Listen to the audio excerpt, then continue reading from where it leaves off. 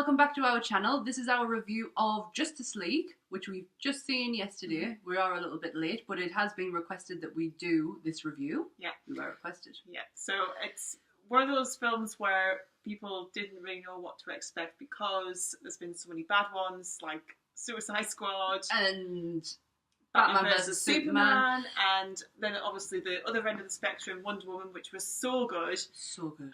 But now that this was going to be a movie with more of her in, so people were totally on board. Yeah. And I mean, the general feeling after coming out yesterday was it didn't hate it.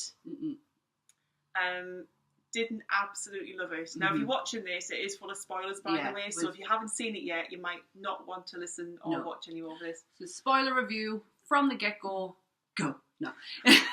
First things first, what you will see when you go and see it, Henry Cavill, it's a the CGI'd mouth, because you were telling me yesterday that he had a moustache and they had to CGI that out. He has a really thick moustache, and he was doing reshots, and I think it's for the newer Mission Impossible coming out next year. And the Paramount Studio said, you are not shaving that off. It is in your contract. You can't shave it off. So instead of saying we can't have our Superman, we're just going to CGI his face. And they CGI'd this bit of his face. Looks it is weird. the first Superman is the first thing you see of this film, and you see this weird face. Yeah. It is, and I just am sitting in both of us sat there and went. I'm thinking to myself, well, for one, I don't remember Henry Cavill being dead, so why have the CGI his face? I know for a fact he's in this film. He's clearly been free to do it because he's done all sorts of other things. Excuse the cat's tail that keeps dropping down. Romeo is sitting right there. So I didn't work that out till we came out and he said, it was because he had other commitments. Yeah, he couldn't. They were doing reshots and they refused him to do it. So they CG'd his face. But the film had something that we wanted from Batman vs Superman. We wanted a good story, and for me, I got that. I had a start, I had a middle, I had an end. It was a good story, and it flowed throughout. The CG in it made Harry Potter and the Philosopher's Stone look good. The CG was absolutely abysmal. Again, why? Where were they putting the money into? Because that, for all they used it quite frequently in their fight scenes, should have been the one thing that they focused on. As much as I liked Wonder Woman, at the end of Wonder Woman, the CGI let it down. Those scenes just could have been a lot better. I mean, look, like DC really need to go and look at what Disney are doing with their CGI, and they really do need to learn some big lessons and get in whoever it is that you need to get in there and fix it, because it is spoiling the atmosphere. It was a bit of a letdown, actually, and this has got nothing to do with the film, but more to do with the cinema we went to. The fact that we could not see the subtitles. No. How ridiculous is that? We went to a cinema that has multiple amount of screens. We have been in every single one of them. They have the smallest, they have the biggest. Yet we could not see the subtitles. And then when I realised you couldn't see the subtitles, I couldn't see the top of their heads either. So they were talking in Icelandic, and I don't know what we didn't know, because Jason Momoa, Batman goes to see Aquaman. He's in Iceland, and they start talking in their own language. We don't really know what they said. So we'll never know. Well, unless we see. We will. I'll watch it again. I'll have to watch it with Anthony. Jason Momoa was absolutely brilliant. Yes. Really, really liked him. And I think the thing that I said when I came out was, really liked him. Again, really liked Wonder Woman. She was brilliant. She steals the film yet again. And if it had been just those two in a movie together, let them do it. Yeah. Just let them do it, because it will be absolutely brilliant. It'll be another hit like Wonder Woman, because there's so much personality between them. That's it. Now, I felt with some of these characters that and I've had a lot of time to think about this, that it had more heart than Batman versus Superman. Now, for all that, there is a lot to get about with this one. There is a lot that is actually good that's come out of it. Batman, there was nothing wrong with Batman and Batman versus Superman. No. So there was nothing. I was not looking for any faults, and I couldn't find any faults. I thought Affleck is a really good Batman. He's all right. I would be absolutely gutted that he's not going to continue on. Here's my problem with Ben Affleck as Batman. His personal life? Oh, just as Batman. Sorry. Go on. Well, go on. Ben Affleck as Batfleck. He is my problem with it. I really like him as Bruce Wayne. I think he's a really good Bruce Wayne. I totally believe that he is that guy. But when he becomes Batman, I've got a problem with it. Yeah, I kind of get what you mean by that. I just don't think that works as Batman. Now, they're talking about, I don't know whether you saw this, and I don't know if anybody else saw this in the news this week, but they're talking about Jake Gyllenhaal. Oh, I did. Did you see the new Batman? Did you see the concept art for him? I didn't. It looks pretty sick. I would be on board with that because I don't think. Sorry, Ben Affleck. I do think he's a bit old to be playing Batman now. No. I think he is because he hasn't got the right physique for it. That's the timeline that they're in. If you've read, and I have not, I have read some, but not all. If you've read some Batman stuff that they're taking from the source material, he is an old Batman. He is an old guy. He said in there he's been doing it for 20 years. Doesn't it? There's some point where you see a scene between Batman and Wonder Woman after they've had the whole big fight, and he's kind of all bashed up, isn't he? Yeah. And he's just like, I'm too old to be doing this. I shouldn't be doing this anymore. And that's very relevant from the source material they're taken from, is that he is an old guy and he has been doing this for a long time, which if DC are thinking, they've set this 20 years, so Batman's been doing it for 20 years, they can now take another actor and go back 20 years and do stories, because they mentioned little snippets of like, wasn't it easier when we were just fighting a penguin who exploded things up and stuff like that. So there's a history there. If they build on it, they can work backwards and then get back to Ben Affleck. That's how I would like to see it. Yeah, use him as a young Batman. Yes, that's it. Let's go to Wonder Woman. Yes, brilliant. Amazing. Again. Amazing. She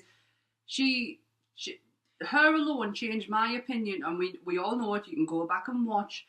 She changed my opinion on that character because of how good she played it. The only thing I will say is the very first scene that you see with her in Justice League, I felt was poor. I thought the story of that scene was poor. I thought it did her a disservice. I just thought it made her look cheap and crap, to be honest with you. I would have liked to have seen a bit more than Wonder Woman saving a bunch of school kids. I get what you mean. It was just like, who sat down and thought, right, Justice League movie, opening scene, Wonder Woman. What can we do with her that's so amazing and it's going to blow your socks off as the first thing you're going to see in this film? I know will get her to save a bunch of school kids in London in a classroom from being shot at. It was bad. It was badly put together. I know what you mean, but I didn't mind it. There's so many other things they used. Do you know what they did? They took from, now that scene looked mirror image to the scene that you saw in Wonder Woman where she's fighting in the, when she's just walked over the trenches and she gets to the village. And she gets to the village and she busts through that thingy. Yeah. That fight scene looked mirror image to what you saw there. So what they did is they took that fight scene and put it into now time, and it just, I get what you mean. Didn't do it. Anyways, didn't like that, but everything else, loved her. Woman, loved her. So we liked her. The Flash introduction of the Flash. I love Ezra Miller, and I'm sorry if I said his name wrong, but I absolutely love that kid. I always had a bit of a problem with him because he plays Kevin in Something About Kevin, and that film is really disturbing. Very good, but very disturbing. And I used to think his face was so irritating. But as time has gone on, and he's done like Fantastic Beasts, and he's done this, and there was another film I saw him in. Fantastic Beasts. He was so good. He was I had a problem with anyone playing the Flash because I love Grant Gustin as the Flash, so I had a problem with anyone. But he was just phenomenal. Absolutely. Sorry. It's not a saying Lorden.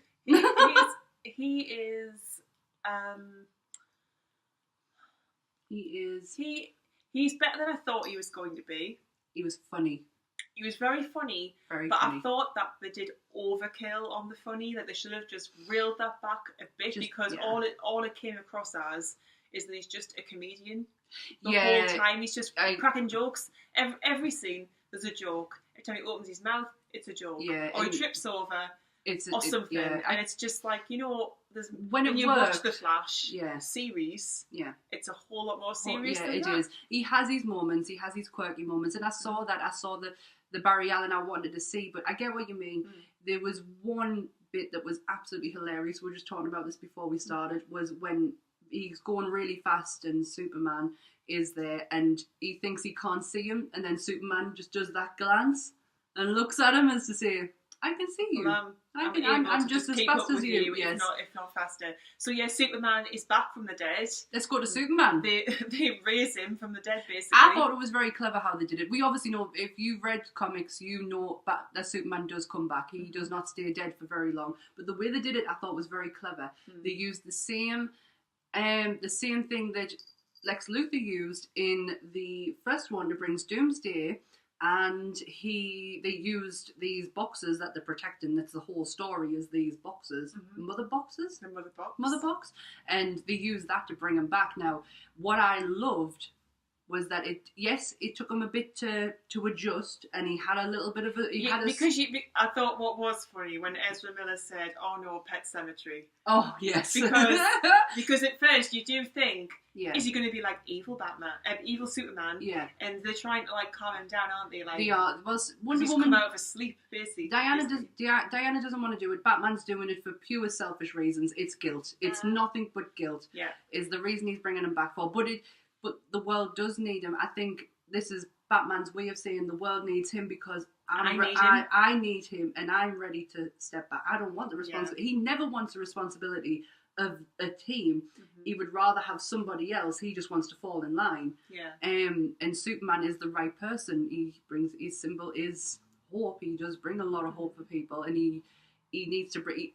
But it is selfish, and Diana can see that. And then Aquaman gets on board with the fact that they're going to bring there's going to be something missing from him, and there is, but it doesn't take very long for him to get it back. And when he does, that whiny, horrible Superman we got in Batman vs Superman is gone. He is 100% focused, knows what he wants, knows how to do it, and is ready to fight. And that is, I loved it. He was a really good Superman. He is being better than he was in Batman vs. Yeah, absolutely. Yeah. This is the Superman you want to see. Is not someone whining and bitching and moaning about everything. You want to see this version of Superman. He is very good. Aquaman. Loved amazing. Him. Loved him. Jason Momoa. Obviously, Game of Thrones. Yeah. Love him in Game of Thrones. Loved him in this. Loved him. He is fantastic. Charismatic. He is. And did you know, fun fact, I heard him talking about this on TV in an interview the other week, all the tattoos he's got in that film, some of them are his, but designed around his own. This one that you see on what would be his left forearm is the one that they've used as a basis of a pattern for the rest, or some of them anyway. I like the fact that I went with his suit. Kind of like, and his suit was great. Like, if you've seen Aquaman in the comics, he is a version of Aquaman that has been in the comics, but if the look that you will remember is the tights and and the big red blonde hair. He looked amazing. I wish we saw Mira as well, which that's his wife eventually. I wish we got to know more about him because it didn't quite explain the fact that he is half Atlantean, half human. They kind of went into about his mother just a tiny little bit. It would have been nice to expand it, but I know this film's not about him. Because there is going to be an Aquaman and I cannot wait for that. There is a DC, I know their films are a bit, but their animated films are amazing, and there is one, I can't remember off the top of my head what it's called. I'll put a link down below for it because it is incredible. If you want to know more about Aquaman, this is the perfect film to do it in. It is absolutely brilliant. I wish we got a little bit more from him, but I'm glad with what we had of him because he is a funny character. Very dry, but he's just he's got you feel that there is, and I don't know if it's because, well, maybe this is what it is actually. Let's just say this. Batman and Superman have been done to death. Done to death. And that's part of the problem with DC. Yeah. They've got, it's not like with Marvel that they've kind of just started with the films in those terms in comparison with Batman, which has been going for like years and years and years. Yeah. They've got a fresh square they can start at and do it from how they want to do it. They've constantly got to reinvent Batman and Superman all the time and try and separate the old from the new in people's minds and improve upon it every single time. And that is a really hard job to give DC credit where it's due. Now, Aquaman, new character. Wonder Woman, okay, yes, I know we had. But we've never had it in a cinematic sense. No, we haven't. So now we have, and everyone loves it because she's been, all you've ever known was the comic Wonder Woman and Linda Carter. That's true. That's true. The only ones you've ever known. I mean, I know we've got the Flash. I think the Flash would probably be ruined because you've already got CW's Flash. So people know if Barry Allen hadn't been on there, maybe this Flash would have been like, oh my god, that's very good. And Cyborg. We see Cyborg. I have never been a fan of Victor Stone, and I wrote an article on him a few years ago, and I got to know him a bit better. And I didn't I remember when you see the flashbacks, not the flashbacks, but the video footage they have of them, and you can see his dad building them. I thought we were going to see that, and for what I've read on Victor, I didn't want to see that. And all these emotions he was going through, all I kept thinking to myself is, Victor, you are going to be such a great man. You are such a great leader. You don't realise, and I know this is just one film, but you don't realise what you are gonna achieve. And I really like this kid. I really liked him. You see him. It's the sort of the beginnings of his career, isn't it, as Cyborg? He doesn't know what he is. He doesn't really understand. But when he does, and Diana brings him, she wins his trust, doesn't because she gets on his level. You can't go up to someone who's had so much of a traumatic experience and say, just deal with it. You've got to have an understanding and patience with them, and that's what Diana gives him, and that's why he becomes more trusting with it. I loved this character. I thought he played him excellently. He was really good. Really, really good. Have we done with all Justice League characters? Pretty much. So we got the baddie, Steppenwolf. Poor effects. Unfortunately, it was very, very... It was, but the voice was incredible. Yeah. Because it was Kieran What's-His-Face from Game of Thrones and Harry Potter. Kieran What's-His-Face? I think he's called Kieran Hines. Yeah, we do actually have the iPad here for references, and I haven't used it yet. Kieran Hines. Kieran Hines. Yes. His voice is incredible. He is Dumbledore's brother in Harry Potter and also Mance Rayder in Game of Thrones. And he was good. His voice was good. The CGI was a little bit to be desired. I just felt like it was very... it was the kind of CGI that you would have seen back in the early mid-2000s. Harry Potter. You're about 10 years behind. Yeah, what you see with everywhere else, and I don't. As I say, I don't understand why DC have this problem. No, me neither. With getting decent effects. No, I totally agree. But, so the story was good. Like I say, it had start, middle, finish. I liked it to a certain extent. The end credit scene really did it for us. That I was overjoyed by the end. Yeah. It was only by the end of it was Friday tea time. Not very many people in the cinema, and there was me and Carolyn and two older gentlemen in their about 50s or something. It's just the four of us sitting in the cinema. Waiting, and it was well worth the wait because Lex Luthor has escaped from prison, which. It's really cool because you see the prison, don't you? And it's just some random guy, and you're like, "Who's that?" I'm like, can you remember nobody? It's just meant to be Lex Luthor. Can you remember us saying, "Wouldn't it be funny if it turned around and it was like Gene Hackman or something? He totally changed person. That'd have been hilarious."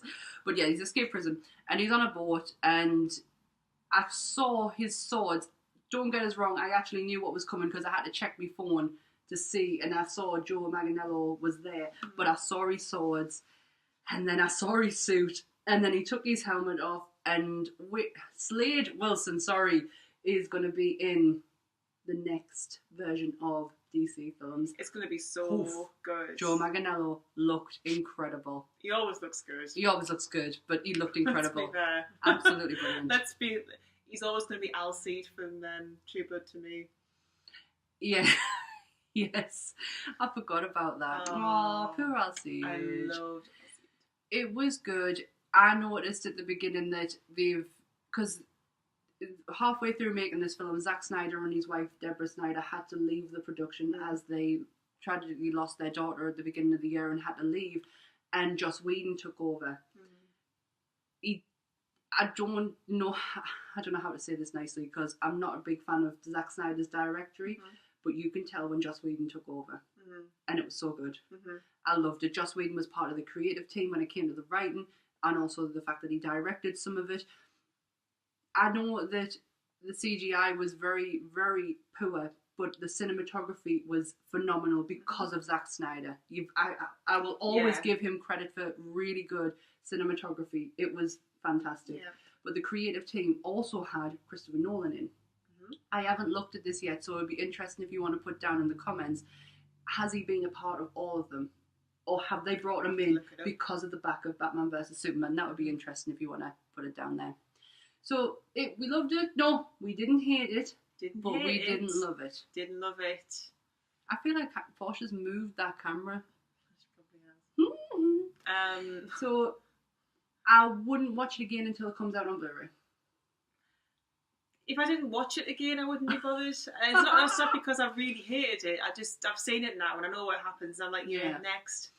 Yeah, I agree. Yeah, you know, I'll have to watch it with Ant. Sorry, I've kind of ruined it for him anyway. But I could watch Marvel stuff. I could watch it over and over again and be like, oh yeah, I just fancy watching whatever it is. Yeah. But that I'm like, I could watch Wonder Woman again easy. That's true, but not this. Speaking of Marvel, if anyone is interested in a good watch, The Gifted is absolutely incredible. It's all about the X-Men characters. It's got Stephen Moyer in from True Blood and Fred from Angel, and it is incredible. Really good watch. I'm halfway through it and it is so good. I highly recommend it. Highly recommend it. So is that it? Yes. That's our Justice League review. So remember to like, share and subscribe. Thank you to all our new subs. Yes. All of you. Thanks. And thank you for all the lovely comments that we get. Yes. It is nice. So yes, all our links to our personal Instagram and our Instagram pages down below, and our artwork is done by, as always, the amazing, magical, great Ray Paez. Stupendous. Magical? Magical. It's done by Ray. Handsome, we should say. Handsome. I told him yesterday they look like a Mexican Ben Affleck. Go and check it out. He does look like Ben Affleck. He looks like, what could we call him instead? He wouldn't be Ben Affleck. We have to think of a name for him. He would be Ray Affleck. Ray Affleckino or something. Well, sorry, that was just a personal joke between me and Ray. Well, his Instagram is down below. Please check him out. His artwork is absolutely incredible, and he does do our front cover as you see us when we're coming in. So thanks everyone for watching. Thanks now. Bye-bye. Bye.